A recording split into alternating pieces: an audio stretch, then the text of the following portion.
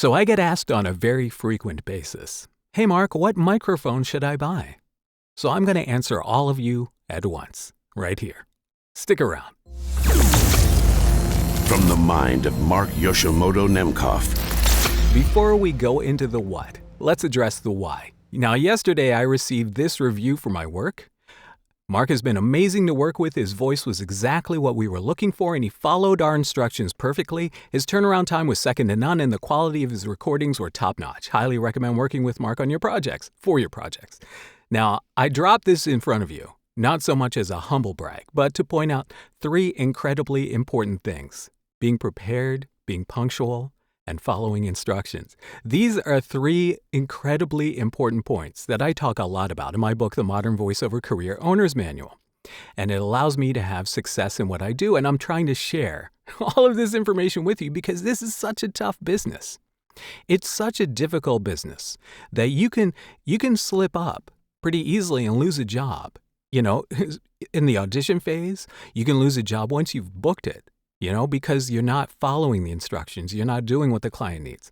So, and getting the right sound is so important. And that's why having a microphone that fits you, right? Having at least one microphone that fits you is extremely important.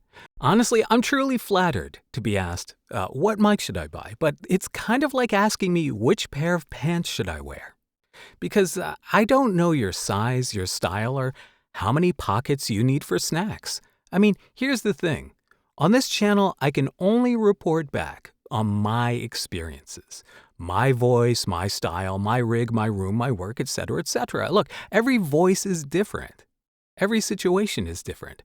The mic that makes me sound like smooth butter might make you sound like an angry drive-thru worker yelling, "We're out of McFlurries." Look, think of the whole thing. Looking for a mic, like dating.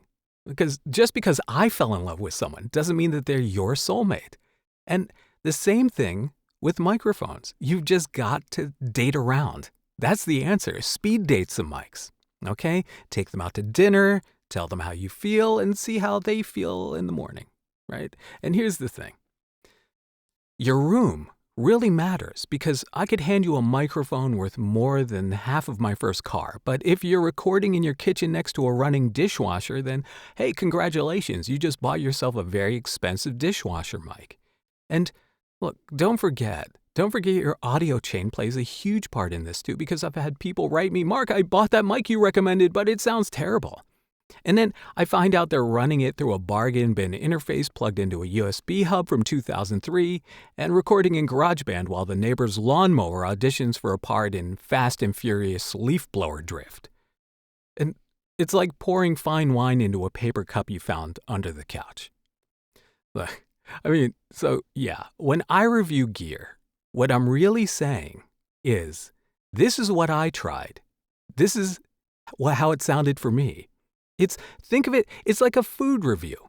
I can tell you the burger was amazing, but if you're vegan, my review is basically useless unless you're just here for the French fries.